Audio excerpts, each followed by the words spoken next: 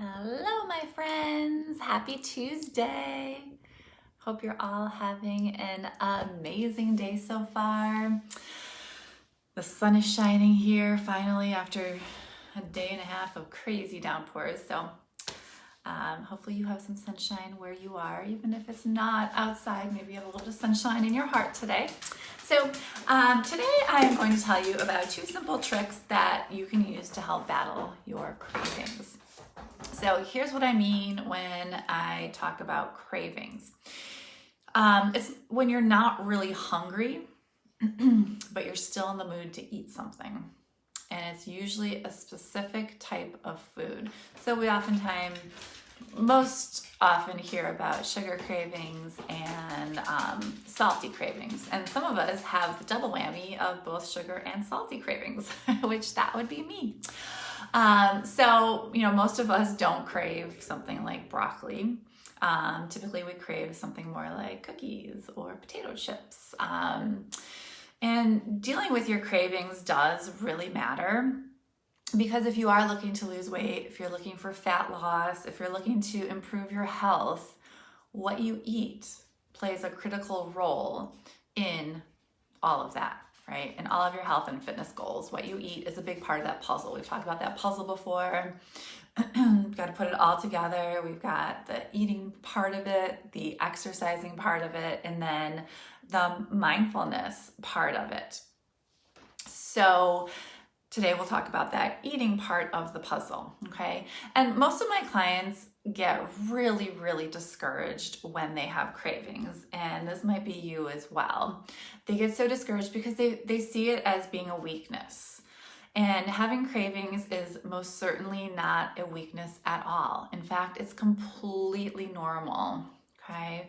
So don't put yourself down if you have cravings. We all have them and they are normal.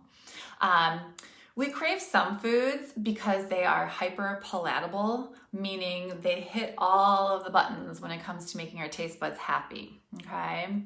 So, especially if you're having, craving for like sugar, salty and sweet together, right? That's going to make all of your taste buds happy. So if you're craving like a chocolate covered pretzel or something, which is something that I crave often, it's just because it's a hyper palatable food, okay? And we crave certain foods also because of the associations that we have with those foods.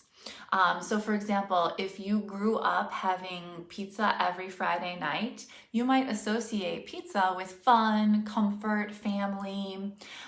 Or if you grew up with your mom making fresh baked apple pie every fall, right now you might be craving some apple pie because again, it is associated with your mom, with family, with comfort, with love. So that's why you hear things like comfort food. Okay, many of us crave those comfort foods because of the association we have with them from when we were younger, okay?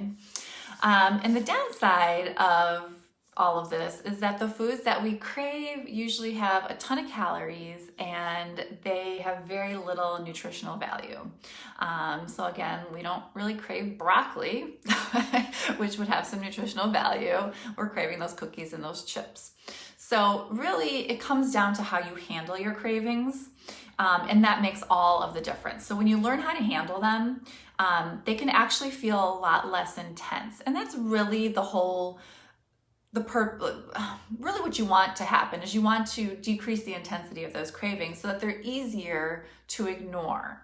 When a craving is like screaming in your face saying, you need to eat me right now, it's really hard to ignore. So being able to just kind of handle those cravings and make them feel less intense will make it a lot easier.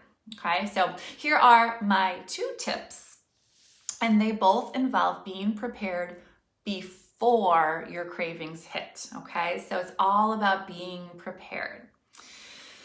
Number 1, you want to find a solid diversion. So you want to know ahead of time what you're going to do when your craving kicks in.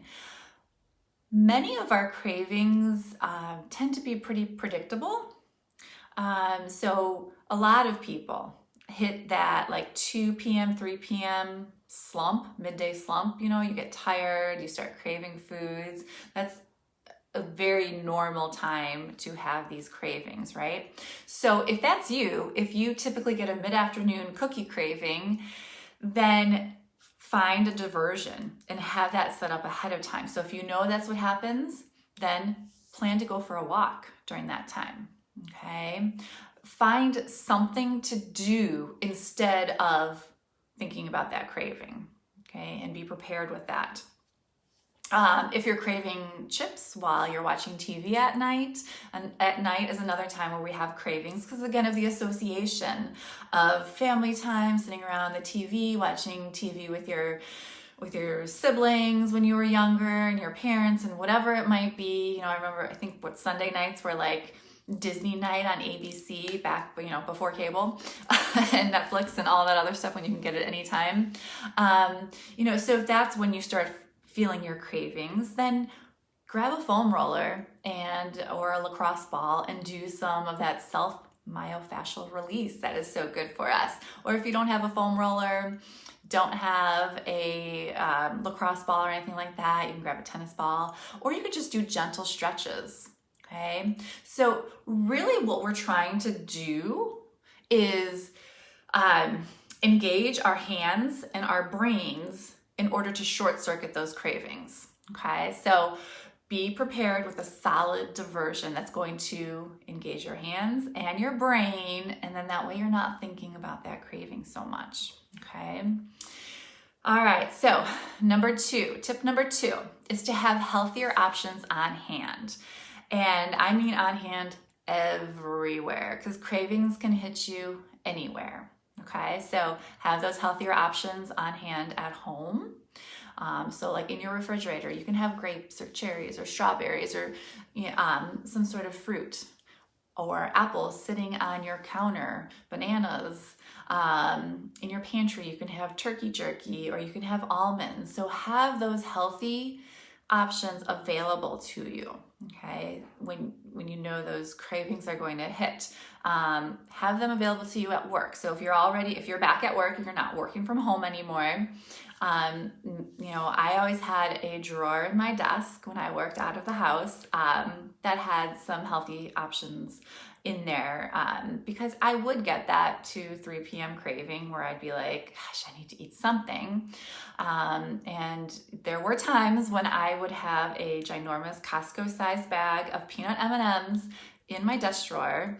And of course, if they're there and I have the craving, I am going to reach into that drawer and pull out those M&Ms and take a big old handful of them, okay? And I did that for a really long time until I realized, like, that just made me more tired. That didn't give me the energy I was looking for. I may have had like a quick snap of energy from that sugar.